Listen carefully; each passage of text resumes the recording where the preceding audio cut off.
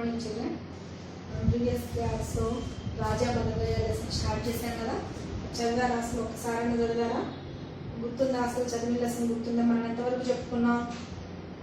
ఒక అబ్బాయి ఉన్నాడు, అబ్బాయి పేరు రాజేష్.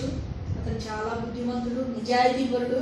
ఆ అబ్బాయి ఒకరోజు అడవి మార్గంలో వెళ్తూ ఉంటే అబ్బాయికి ఒక బంగారు నాణ్యం దొరికింది. అంతేనా? తెలుగు కన్నా హిందీలో చెప్పుకుందాం ఒకసారి. एक लड़का था, उसका नाम राजेश था. उसको एक सोने का सिक्का मिला. जंगल में जाने के समय उनको एक सोने का सिक्का मिला. वह उसका नहीं था, इसलिए वह खोए हुए व्यक्ति को ही पहुंचना चाहा, उसे पहुंचना चाहा. इस तरह सोचते ये जंगल में जा रहा था.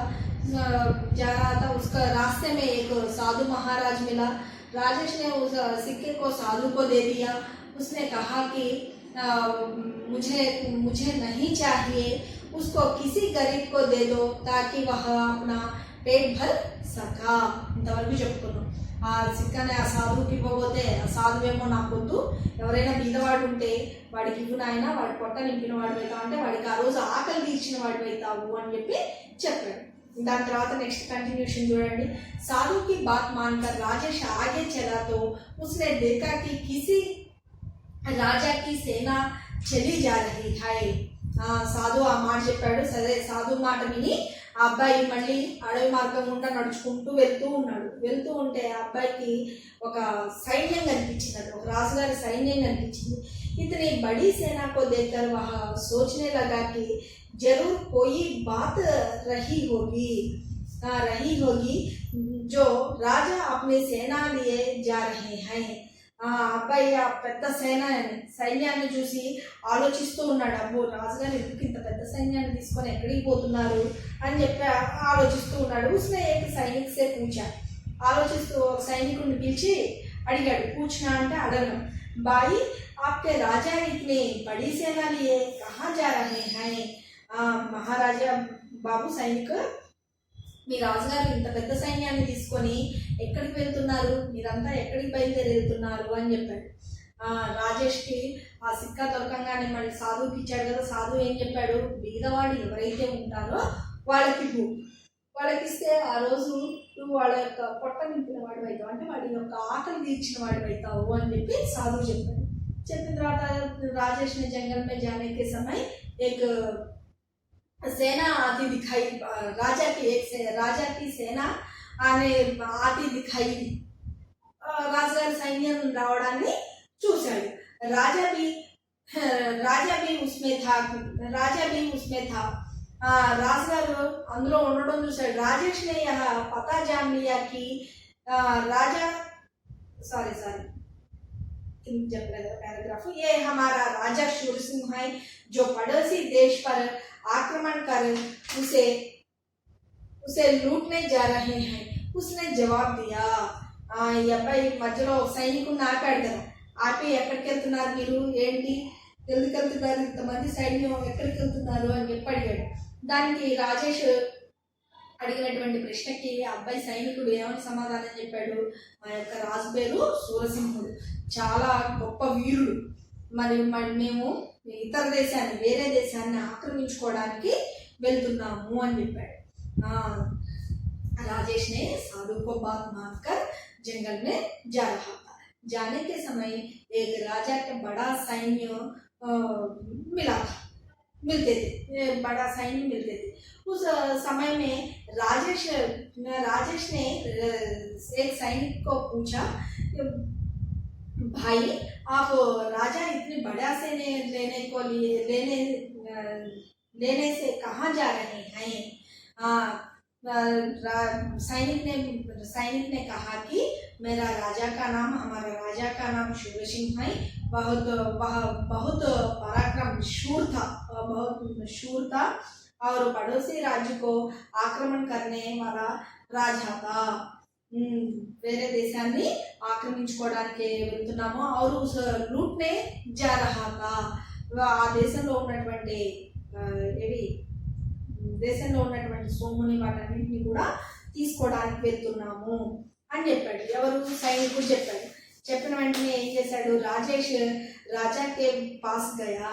రాజేష్ వెంటనే ఏం చేశాడు, రాజుగారి దగ్గరికి వెళ్ళాడు.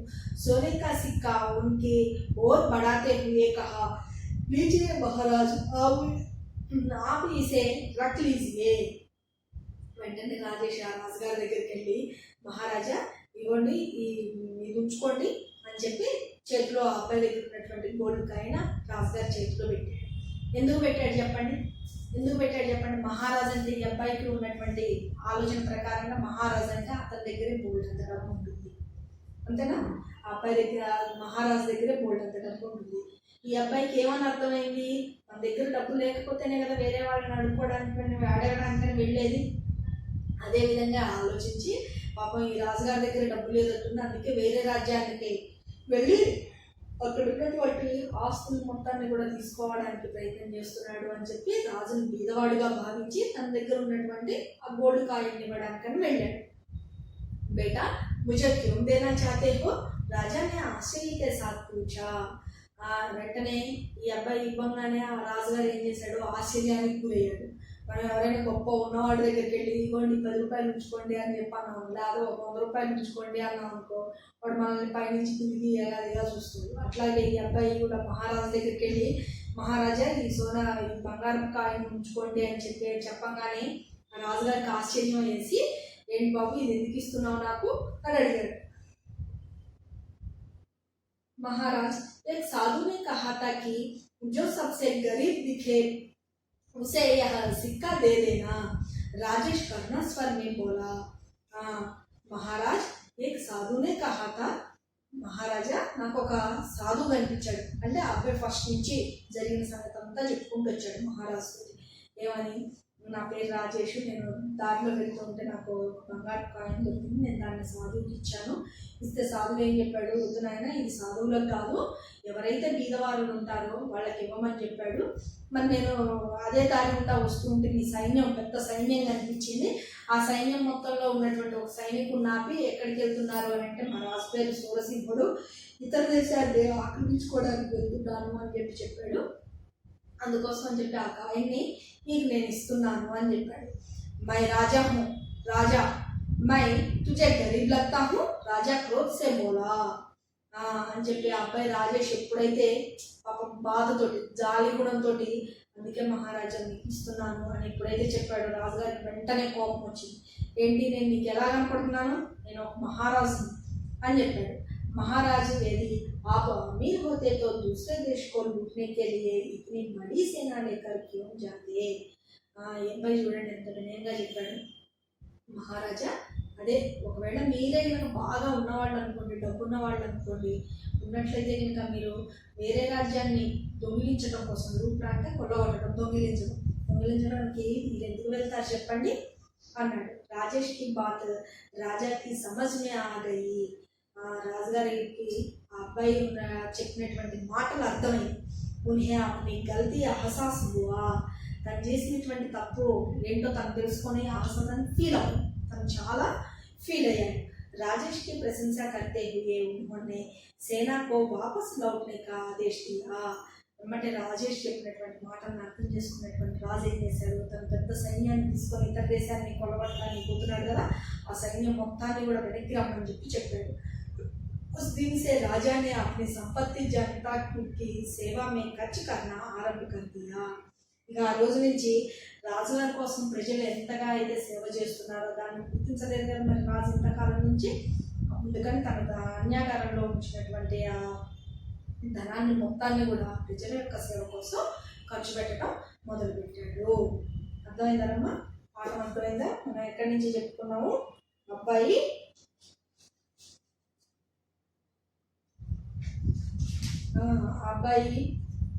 సాధువు దగ్గర నుంచి రాజుగారి సైన్యాన్ని గుర్తించి సైన్యానికి ఇవ్వబోయాడు.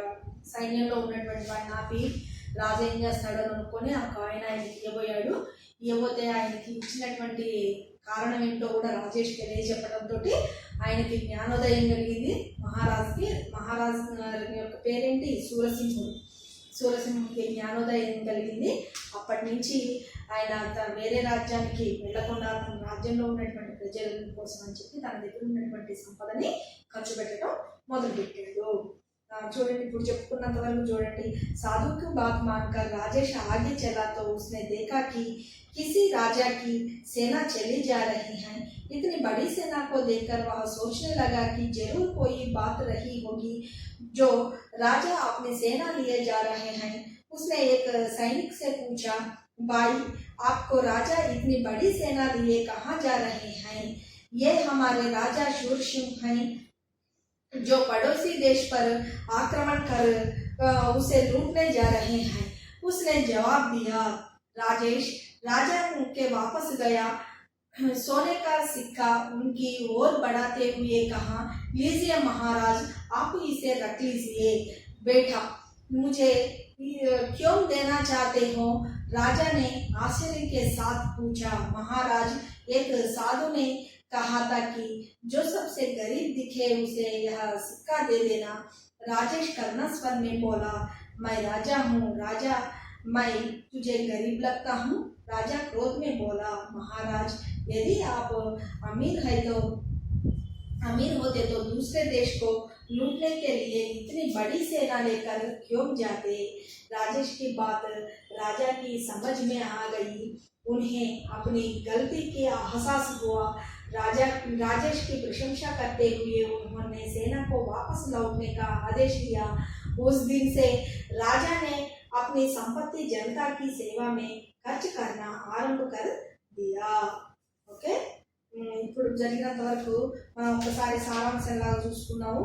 నేను చెప్పుకున్న చోటు నుంచి साधु की बात मानकर राजेश ने जंगल में जाता था। जाने के समय ने ये उसे एक राजा की बड़ा सेना आती दिखाई दी। राजा भी उसमें था। राजा का नाम शूर सिंह था, बहुत पराक्रम था। और शूर सिंह ने क्या करता था, पड़ोसी देश को आक्रमण करने को जा रहा था। राजेश ने यह पता जाना लिया कि वह राजा शूर सिंह था और पड़ोसी देश पर आक्रमण करके उसे लूटने जा रहा था। राजेश ने सीधा राजा के पास जाकर उसको सिक्के देने लगा। गोल्ड कॉइन में इच्छाए तो राजा ने उसने पूछना कि मुझे क्यों दे रहे हैं? तब लड़का ने उत्तर दिया कि लड़का ने कहा कि साधु ने बताया कि किसी गरीब को दे दो। तब राजा क्रोध में आकर कहा कि क्या मैं तुझे गरीब लगता हूँ? मुझे गरीब लगता हूँ? महाराज, राजेश ने करुणा स्वर से बोला, महाराज आप गरीब है तो आप अमीर है तो दूसरा राज्य लूटने के लिए क्यों जाना चाहता है? राजेश की बात मानकर राजेश की बात समझ में आ गई और राजा के आंखें खुल गई। उस समय में राजेश को प्रशंसा करते हुए राजा ने अपने सैनिक को वापस करने के आदेश दिए। उस दिन से राजा ने अपनी सारी संपत्ति सारी जनता के लिए खर्च करने का आरंभ कर दिया। ఓకే, ఇప్పుడు మనం చెప్పుకున్నంత వరకులో ఇవి రాసుకోండి, సమానార్థాలు రాసుకోండి. మళ్ళీ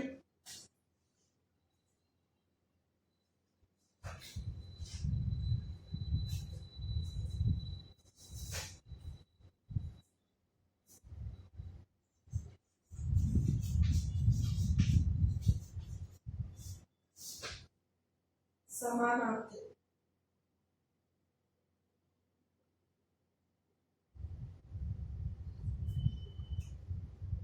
जवाब उत्तर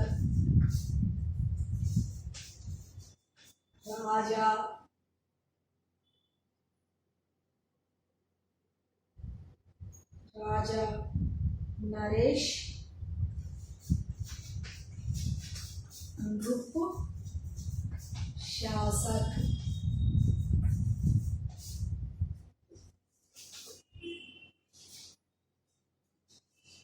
नृप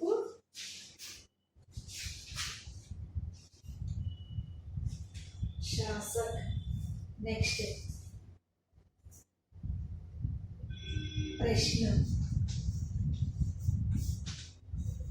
सवाल प्रश्न सवाल साधु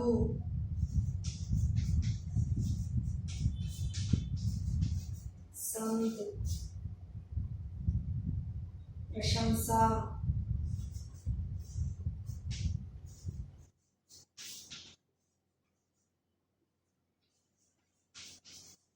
स्तुति ऑपोजिट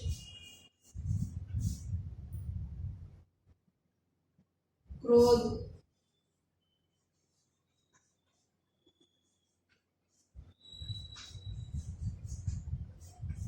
शांत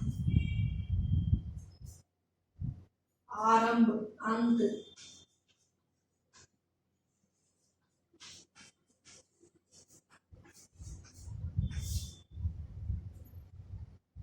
प्रश्न जवाब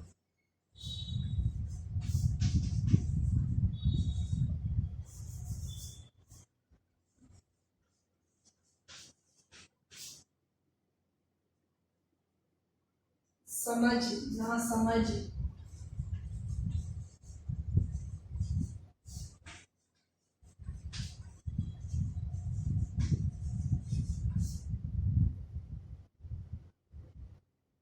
आगे पीछे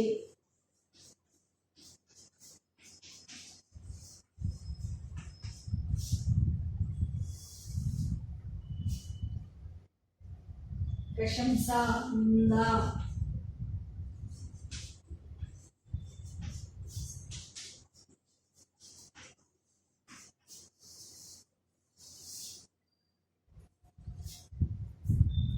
लिंग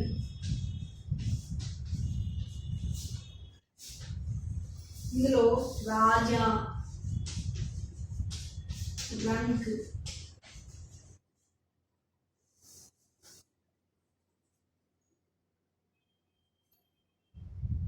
सेवक सेविका गरीब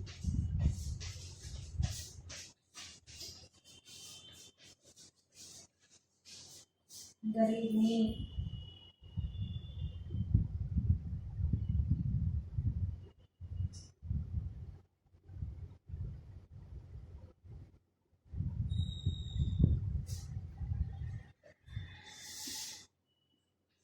वचन सेवा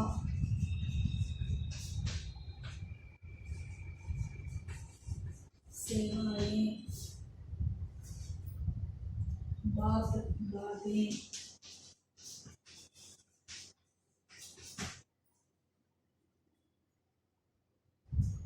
सेना सेनाएं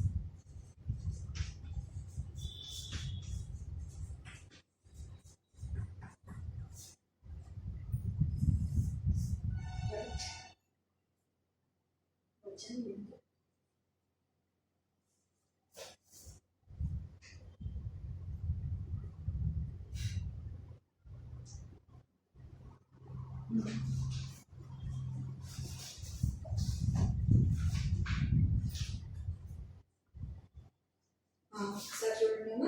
समानार्थी जवाब उत्तर राजा नरेश नृप शासक प्रश्न सवाल साधु संत प्रशंसा स्तुति ఇది समानार्थी ऑपोजिट क्रोध शांत आरंभ अंत प्रश्न जवाब समझ ना समझ आगे पीछे प्रशंसा प्रशंसा అంటేనేమో పొగడ్త నింద అంటేనేమో నింద వేయడం రాజా రంక్ రాజా అంటేనేమో సకల సౌకర్యాలు ఉన్నటువంటి వాడు రంక్ అంటేనేమో కటిక దరిద్రుడు ఇవ సౌకర్యాలు ఏవి లేనటువంటి వాడు సేవక్ లింగ్ సేవక్ సేవిక సేవక్ అంటేనేమో పుల్లింగం సేవిక అంటేనేమో స్త్రీలింగం గరీబ్ పుల్లింగం గరీబ్ని స్త్రీలింగం वचन सेवा सेवाएं बात बातें सेना सेनाएं ఒక్కసారి ఇప్పుడు మొత్తం సారాంశం మొత్తం ఒక్కసారి చూడండి నాన్న एक लड़का था, लड़का का नाम राजेश था।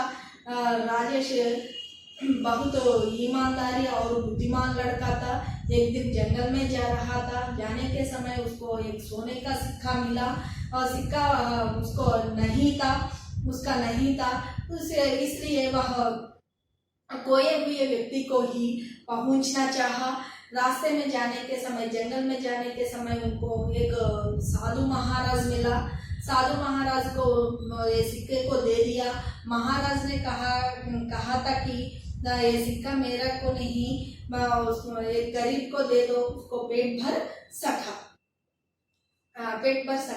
इस साधु के बात मानकर राजेश ने जंगल में जा रहा था। जाने के समय एक राजा की सेना, राजा की बड़ी सेना आती दिखाई थी। उसमें सेना में राजा था। सेना में एक सैनिक को पूछा कि सैनिक से पूछा कि आप इतनी बड़ी सेना लिए कहाँ जा रहे हैं। इस सैन्य में राजा था। राजा का नाम शूर सिंह था। शूर सिंह बहुत पराक्रम और वीर और शूर था और दूसरे देश से आक्रमण करने वाला, लूटने वाला लड़का था। राजा था, लूटने वाला राजा था। राजेश ने इस विषय सुनने के बाद राजेश ने सीधा राजा के पास जाकर उसने सोने का सिक्का दे दिया। राजेश देने के समय राजा ने आश्चर्य से बोला, ये सिक्का क्यों दिया बेटा। राजेश ने करुणा स्वर से बोला कि महाराजा, आप गरीब है तो महाराजा, एक साधु ने कहा कि ये सिक्का गरीब को दे दो, उसका पेट भर सका, इसलिए मैं ये सिक्का को उसको दे दिया। महाराज ने क्रोध से बोला, मैं राजा हूँ, राजा मैं तुझे गरीब लगता हूँ। क्रोध से बोला। महाराज यदि आप, राजेश ने करुणा स्वर से बोला कि महाराज, आप गरीब है तो, आप अमीर है तो दूसरा देश आक्रमण करने को क्यों कहा जा रहा था। इस बात मानकर राजा के आंखें खुल गई। उस दिन से, उस समय में सैनिक को लौटने के आदेश दिया, वापस लौटने के आदेश दिया। राजेश को बहुत प्रशंसा करती हुई उस दिन राजा ने अपनी संपत्ति को जनता की सेवा में खर्च करना आरंभ कर दिया।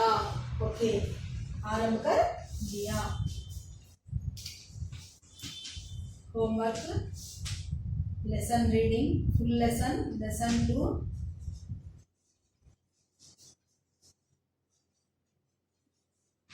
ఫుల్ రీడింగ్ మొత్తం చదువుకొని రావాలి. ప్లస్ నేను 2 days నుంచి చెప్పినటువంటి లెసన్లో మొత్తం సమానార్థం, లింగ్, వచనం, ఆపోజిట్స్ మొత్తం చెప్పుకుంటూ వచ్చాను. ఇవన్నీ చదువుకొని రావాలి. అట్నే మీకు ఇప్పుడు మనకి కొత్తగా 8th క్లాస్లోకి వచ్చేటప్పటికల్లా కొత్తగా ఉపసర్గ ప్రత్యయ అని, ఉపసర్గ ప్రత్యయ, సంధి విచ్ఛేద్, సంధి విచ్ఛేద్, ముహావరే, ఈ 4 యాడ్ అవుతాయి. 4 ఏంటి అనేది నెక్స్ట్ క్లాస్లో మీకు చెప్తాను. ఏవేంటవి? ఉపసర్గ, ప్రత్యయ, సంధి విచ్ఛేద్, ముహావరే. ప్రతి లెసన్లో కూడా ఇవి వస్తూ ఉంటాయి. అసలు ఇవి ఎలా చేయాలి ఏంటి అనేది నేను చెప్తాను. నెక్స్ట్ క్లాస్ మిస్ అవ్వద్దు, తప్పనిసరిగా వినాలి. ఇప్పుడు చెప్పినంత వరకు హోంవర్క్ కంప్లీట్ చేసి ఉంచండి. Okay, thank you.